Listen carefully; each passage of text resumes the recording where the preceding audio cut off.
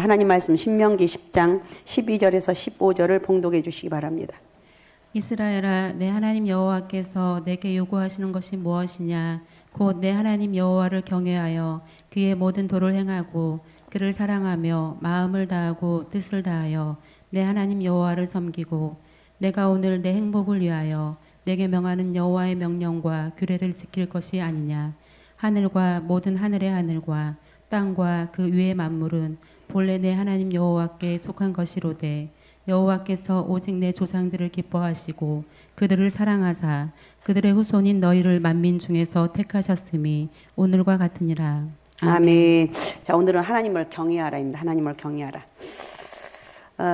하루는 다람쥐가 뭔 줄 알죠?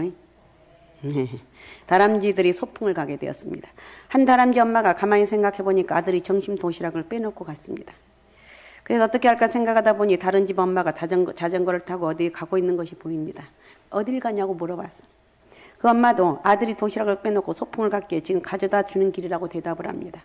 잘 됐구나 생각하고 내 아들도 두고 갔으니까 내 아들 것도 좀 가져다 달라고 부탁을 합니다. 근데 문제는 서로 알지 못하는 사이라 자녀들도 서로 모른다는 거예요. 가져다 주긴 하겠는데 어떻게 전달합니까? 얼굴도 모르는데 어떻게 하죠? 그러자 부탁한 엄마가 말합니다. 곳에서 가장 잘생긴 녀석이 제 아들입니다. 그 아이에게 전해주세요. 꼭 부탁합니다. 가장 잘생긴 놈이 내 아들이요. 이렇게 부탁하고 전달을 잘 되었을 것으로 보고 걱정을 놓고 있는데요. 조금 전 심부름을 부탁받은 엄마가 돌아왔습니다. 확인차 잘 전해주었느냐고 물었더니 도시락을 내밀면서 전해주지 못했다고 대답하는 거예요. 부탁한 것은 미안하지만 그냥 가져오니까 속이 더 상해서 어떻게 그렇게 됐느냐고 이제 따지듯이 물었습니다. 그러자 심부름한 엄마가 말합니다. 아무리 눈 씻고 찾아보아도 내 아들보다 잘생긴 다람쥐는 한 마리도 없었습니다. 이것이 부모의 마음이죠. 5월을 일컬어서 가정의 달이라고 합니다. 5월에는 어린이날을 시작으로 하여서 어버이날, 스승의 날, 부부의 날 등 각종 기념일이 가득합니다. 이런 기념일에 대해서 교회와 세상은 어떤 의미를 두고 이 날을 기념을 합니다. 그리고 이런 날에는 특별한 이벤트가 뒤따라옵니다. 가령 어린이날이라 하여 어린이들에게 선물을 주거나 어버이날이라 하여서 빨간 카네이션을 달아드리는 일은 세상이나 교회에서 동일하게 준비하는 거예요. 요즘 카네이션도 잘 안 달아드리죠. 어떻게 보면 이런 기념을 보내는 것에 교회에 있어서 교회와 세상이 별반 차이가 없어 보이기도 합니다. 여러분은 교회가 이런 기념일을 보냄에 있어 세상과 어떤 면에서 차이가 있는지 생각해 보신 적이 있나요? 세상 사람들은 어린이날을 어린이를 위한 날로, 어버이날을 어버이를 위한 날로, 스승의 날을 스승을 위한 그런 날로 여깁니다. 근데 교회는 이런 기념일을 그렇게만 여기서는 안 된다는 거예요. 이 정도 의미만 가지고 교회가 어린이 주일, 어버이 주일, 교사 주일로 칭하는 것이 아니라는 거예요. 결론을 말한다면 교회는 어린이를 위한 주일이기보다는 어린이의 주인이 되시는 분이 하나님이신 것을 기억해야 되는 주일이라는 거예요.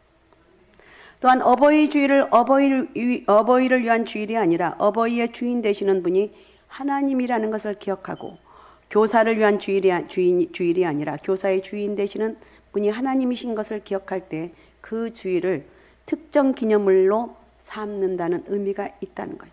오늘은 어린이 주일입니다.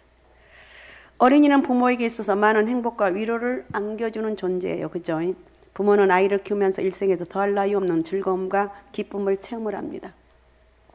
제가 우리 권사님들 늘 이렇게 유심히 보면 얼마나 제일 행복할 때가 아들 얘기할 때. 저는 아들이 없으니까 잘 모르겠는데 세상에 제일 잘생긴 우리 아들이야. 제일 아들 얘기만 입이 여기까지 걸려요. 얼마나 행복한지.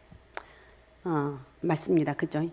힘든 세월을 보내면서 결코 우리 인생에서 사라지지 않는 추억은 아이들과 함께 했던 시간들입니다. 아이가 이 세상에서 태어나고 100일을 맞이하고 돌을 지나 아장아장 걸어다니며 똥강아지처럼 여기 이것저것 흘린 거 주워 먹고 그잖아요. 똥강아지가 주워 먹어요. 말을 잘 할 수 있게 해야 때 얼마나 기쁜지 몰라요. 입이 터지자 아이들은 새처럼 노래하고 춤추고 뛰어놀고 그러다가 학교 가서 배우고 세상을 알기 시작합니다. 사춘기 때는 싸우기도 하고 속상한 일이 있어 울기도 합니다. 부모는 이런 자식의 성장하는 모습을 눈 카메라로 선명하게 찍어 놓습니다. 그리고 힘들고 어려울 때마다 추억의 사진을 마음속에 꺼내 행복했던 시절을 기억하면서 위로를 삼아요. 참으로 아이는 부모에게 내려주신 하나님의 최고의 선물입니다. 근데 어떻게 우리 아이들이 우리 가정에 주어졌을까요? 아이는 하나님의 뜻대로 그 가정에 주어집니다. 이 세상에 온 아이들이 그렇죠. 받기 전에는 어떤 아이가 올지 알 수가 없어요. 열이면 열, 하나같이 똑같은 성품을 가진 아이가 한 놈도 없어요. 우리 가정에 아이가 둘이라면 어쩌면 요 놈은 이렇게 틀리고 저 놈은 저렇게 틀린가? 똑같은 놈이 없다는 거. 활달한 애들도 있고 조용하고 과묵한 애들도 있고 생각이 있고 사고력이 풍성한 아이들이 있는가 하면 즉흥적이고 액션이 강한 아이들도 있습니다. 이런 성품은 부모가 물려주는 것도 아니고 선택할 수 있는 것도 아니에요. 아이들이 어떤 기질과 성향을 가지고 태어나느냐에 있어서 부모가 관여할 수 있는 일은 아무것도 없어요. 부모가 할 수 있는 것은 다만 하나님께 그 가정에 주신 대로 그 아이를 정성껏 하나님의 사람으로 키우는 것밖에 없어요. 그래서 우리는 어떻게 자녀를 키워야 될 것인가? 다른 것이 없어요. 자녀는 하나님 우리 가정에 맡겨준 사명이다.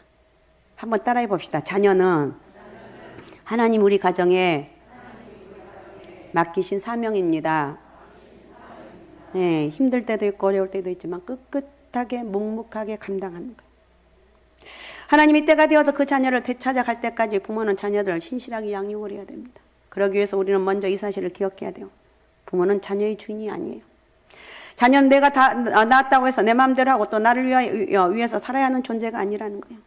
부모는 생명의 주관자 되신 하나님으로부터 그 자녀를 맡아 양육하는 사명을 받았을 뿐이에요. 그럼 그 자녀에 대해서 하나님이 부모에게 주신 사명은 무엇인가? 자녀에게 하나님 말씀을 가르치라는 거예요. 말씀. 영어 수학만 가르치지 말고 성경을 잘 가르쳐야 돼요. 말씀 교육은 목사와 교회 교사에게만 주어진 것이 아니라는 거예요. 자, 신명기 6장 6절에서 7절을 봉독해 주십시오.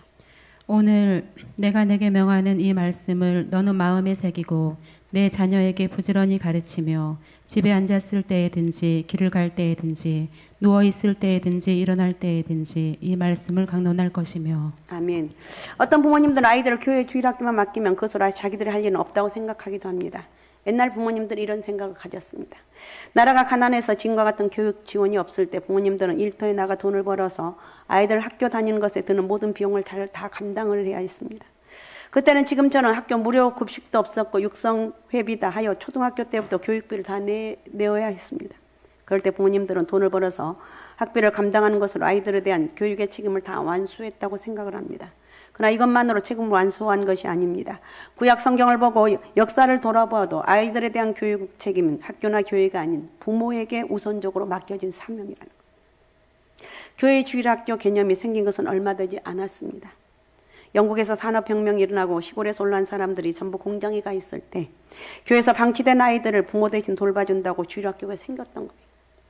주일학교 시스템은 영구적이지 않고 시대의 흐름에 따라서 생겨난 제도예요. 지금 미국을 비롯해서 우리나라 교회들에서 주일학교가 급속히 사라져가고 있어요. 우리나라도 교회에서 주일학교 30% 이상의 교회가 주일학교가 없다 그러죠. 진짜 심각한 거예요. 그래서 주일학교 교육이 아이들 교육의 영원한 대안이 될 수 없다는 사실을 보여주고 있어요. 아이들에 대한 교육의 책임이 교회 주일학교로 잠시 이관되는 듯 싶었는데 다시 가정으로 돌아오고 있어요. 결국 근본적으로 교육의 책임은 부모에게 있습니다. 그럼 부모는 어떻게 자녀들 올바른 신앙으로 양육할 수 있을까요? 자녀들에게 무엇을 가르쳐야 될까요? 먼저 신명기를 생각해 보면 신명기가 어떤 책입니까? 이스라엘 백성들을 교육하기 위한 책이에요. 이 신명기는 하나님의 계명을 밝히 설명하는 책이라고 볼 수 있어요. 그럼 다시 여러분 묻습니다. 신앙교육의 핵심이 무엇인가? 신앙교육의 핵심은 뭐냐면 12절을 읽어주시기 바랍니다. 12절. 이스라엘아, 내 하나님 여호와께서 내게 요구하시는 것이 무엇이냐?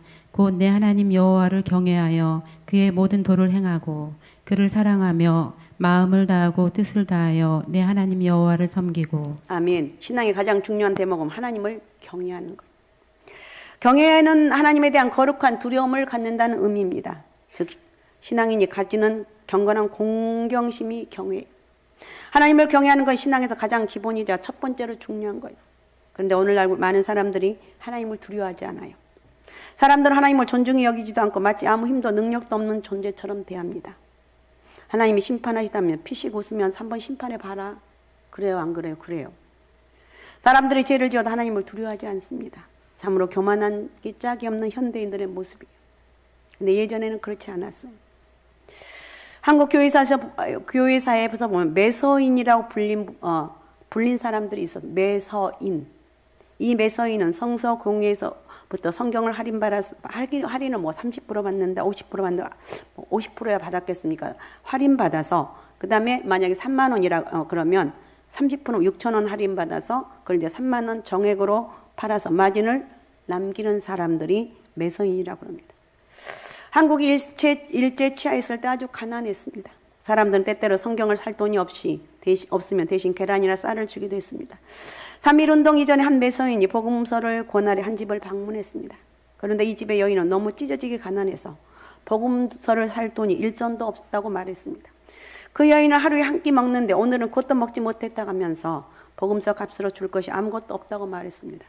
이 말을 듣고 매서인이 자신이 책값을 대신 내줄 테니 읽어보라고 권합니다. 그래 잠시 후 그 여인이 한 푼을 가지고 와서 저는 이것이 하나님의 책이라는 것을 알았습니다.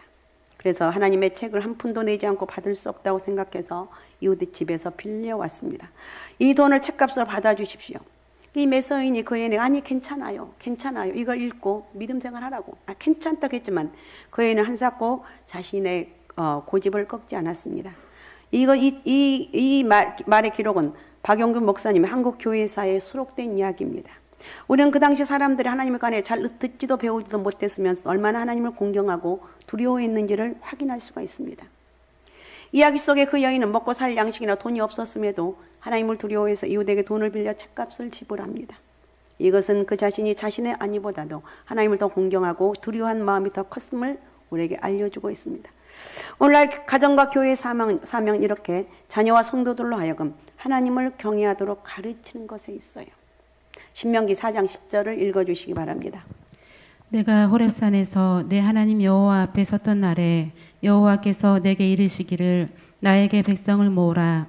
내가 그들에게 내 말을 들려주어 그들이 세상에 사는 날 동안 나를 경외함을 배우게 하며 그 자녀에게 가르치게 하리라 하시매. 예, 출애굽 이후에 하나님은 호렙산에서 모세를 불러 백성을 모으라고 합니다. 그리고 그들에게 하나님 말씀을 들려주어서 그들이 하나님을 경외함을 배우도록 가르칩니다. 이것이 바로 오늘 교회와 가정의 사명입니다. 교회는 사람들을 전도라는 방법을 통해서 교회당에 모읍니다. 그리고 목사와 교사들을 통해서 하나님 말씀을 가르치고 들려줍니다. 교회마다 무엇을 가르치는지는 아주 다양합니다. 그러나 한 가지 분명한 점은 교회의 목적이 하나님을 경외하며 줘야 돼요. 여러 가지 모든 것을 할 수 있습니다. 그러나 하나님 모든 그 끝은 하나님을 잘 믿어라. 예수를 믿는 것이 네가 인생의 행복이고 답이다. 이걸 꼭 가르쳐야 되는 거예요. 교회와 가정의 교육은 사람들과 자녀들이 하나님을 경외하도록 하는데 그 목적이 있어요. 그리고 이것은 인생의 어느 한 시기에 적용되는 것이 아니라 한평생 가르쳐야 돼요. 자식들이 호백발이 되어도 부모가 살아있다면 그 호백발 자녀에게 하나님을 경외하는 삶을 가르치도록 권면해요. 아들아, 딸아, 제발 주일은 철저하게 지켜라. 제발 믿음 생활 잘해라. 제발 건우야 믿음 생활 잘해라. 이렇게 하는 거예요. 여러분 오늘 주님께서 여러분에게 요구하는 것이 무엇이라고 생각하십니까? 헌금, 봉사, 충성, 선교, 선한 사업, 교회 부흥, 사랑하는 것, 좋은 직장을 얻는 것, 하나님 일을 크게 하는 것 아니에요. 물론 이것 하나의 작은 한 부분에 속할 수 있지만 정답은 하나님을 경외하는 것이라는 거예요. 하나님께서 우리 모두에게 요구하시는 가장 첫 번째 삶은 하나님을 경외하며 하나님을 공경하고 두려워하는 삶이 첫 번째 믿음의 법칙인 거예요. 만일 우리 가운데 자신이 예수 그리스도 안에 있다고 말하면서 하나님에 대한 두려워하는 마음이 없다면 그 믿음은 어쩌면 가짜일 가능성이 많다는 거예요. 여러분 지금 어떤 마음의 상태에 있는지는 여러분 자신이 직접 확인해야 돼요. 찬양을 드릴 때, 예배 드릴 때 저처럼 이렇게 하나님 말씀 혹시 전할 수도 있어요. 헌금을 드릴 때, 하나님 만나 대화하고 교제할 때 내 안에 하나님을 두려워하는 마음이 있는지 확인하기를 바랍니다. 어떤 분은 이런 말도 해요. 교회 안에 들어오면 하나님을 두려워하지만 교회 밖에 나가면 그 마음이 사라진다고 또 이야기도 합니다. 어떤 집사님은 교회에 발을 디딜 때 하나님이 너무너무 무섭고 두렵다고 느껴진다고 합니다. 그런데 교회 밖에 있으면 그런 두려움이 없다고 해요. 이건 잘못된 거예요. 우리 이런 사례를 통해서 하나님을 두려워한다는 것은 무엇인지를 확인해야 돼요.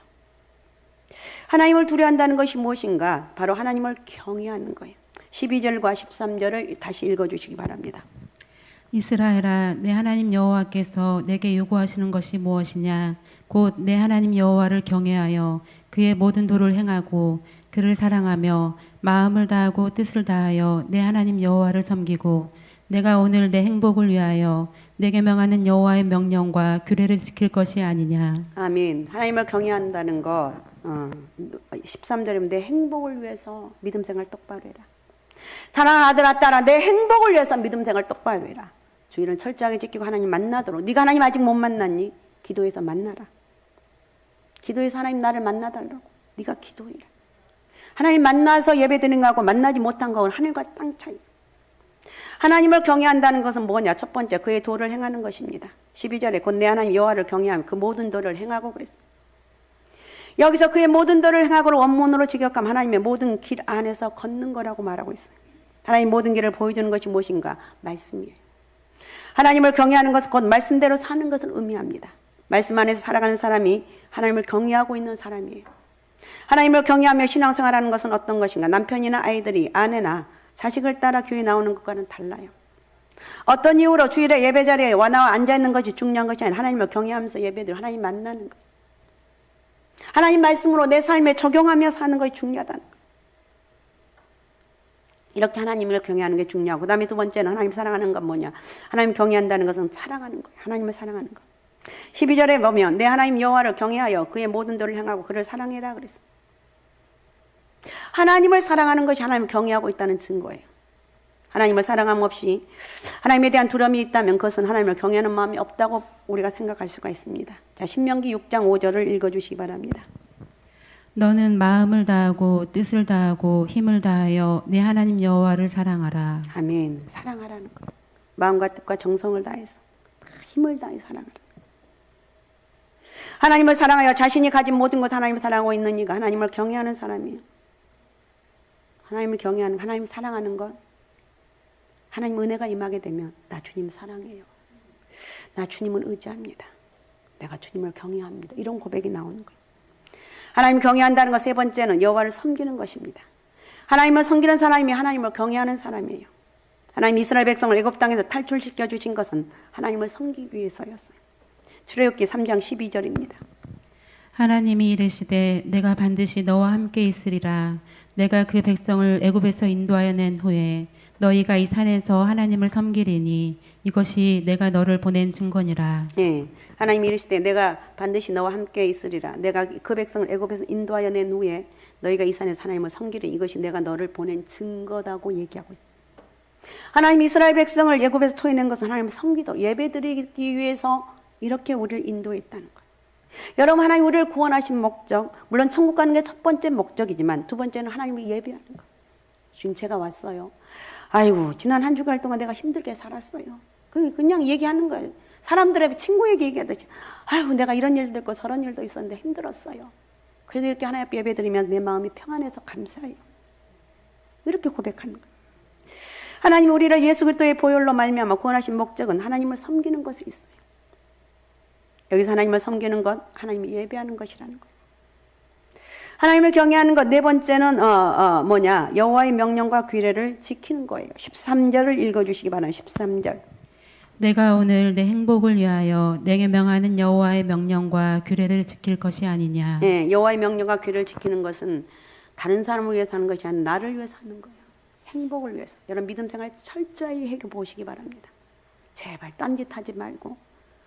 저는 안타까운 게 기도해야 될 사람들이 기도를 안 하고 어려우면 딴짓하는, 죄송합니다. 이렇게 하는 사람을 보면 저러면 안 되는데 뭐 어떻게 그렇다고 해서 말을 쫓아다니면서 말할 수도 없어요. 하나님을 경외하는 거예요. 내가 힘드냐? 기도해라. 내가 힘드냐? 하나님 또 몸부림치며 말씀을 지키려고 몸부림쳐봐라. 기도가 답이다. 예배가 답이다. 이렇게 우리 주님이 말하고 있다. 다시 말하면 하나님 말씀에 대한 순종 없이는 하나님에 대한 경외도 없다는 거예요. 하나님 말씀에 대한 순종과 복종은 왕이신 하나님을 두려워하는 진정한 마음이고 태도라는 거예요. 신명기 26장 16절은 이렇게 말합니다. 오늘 내 하나님 여호와께서 이 규례와 법도를 행하라고 내게 명령하시나니 그런즉 너는 마음을 다하고 뜻을 다하여 지켜 행하라. 아멘. 하나님께서 이 규례와 법도를 행하라고 내게 명령하시나니 그런즉 너는 마음을 다하고 뜻을 다하여 지켜라 그랬어. 지켜라, 지켜 행하라. 이제 정리해 봅니다. 신명기 핵심, 곧 우리 신앙생활의 핵심은 하나님을 경외하는 것이다. 하나님을 경외하는 우리 청소년들 얼마나 지금 좋은 때예요. 이 아이들이 하나님의 은혜를 만나고 이제 내가 주님 평생 하나님 의지하며 살겠습니다. 평생 내가 예배 자리에 살겠습니다.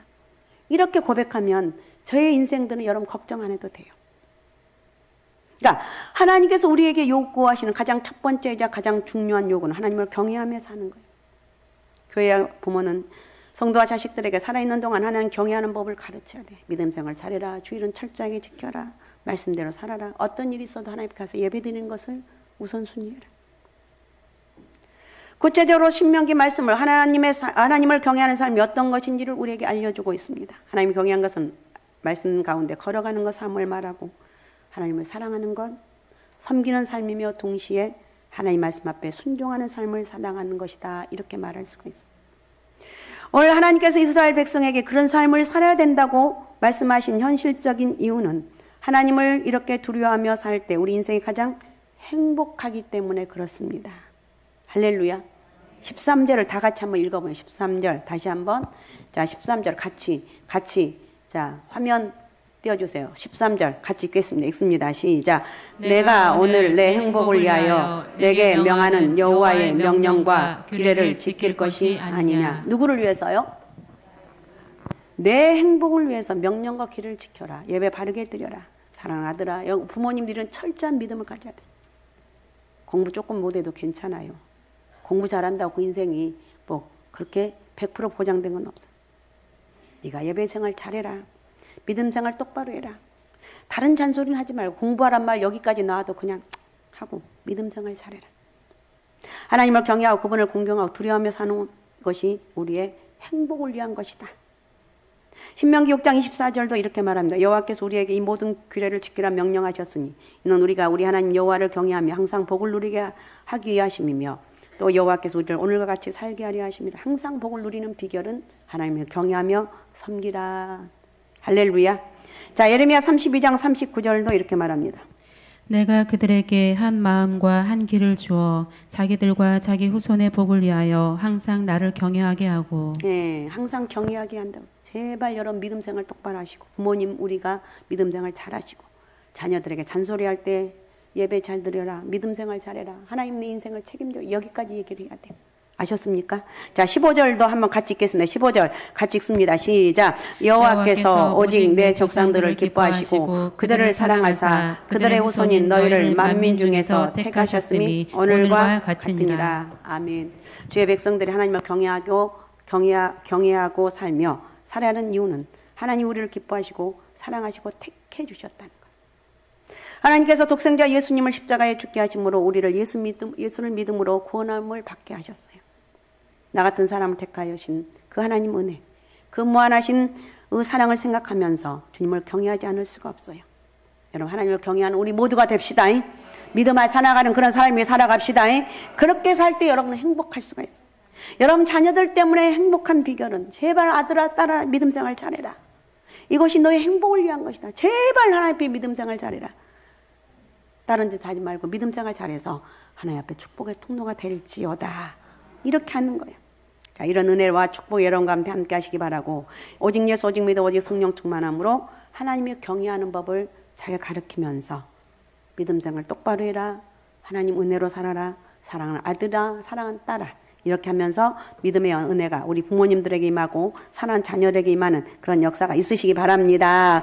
자, 우리 시간 같이 기도하겠습니다. 오늘 말씀을 통해서 우리 하나님을 경외하는 우리 가정 되기 원합니다. 하나님을 경외하는 내 삶이 되길 원합니다.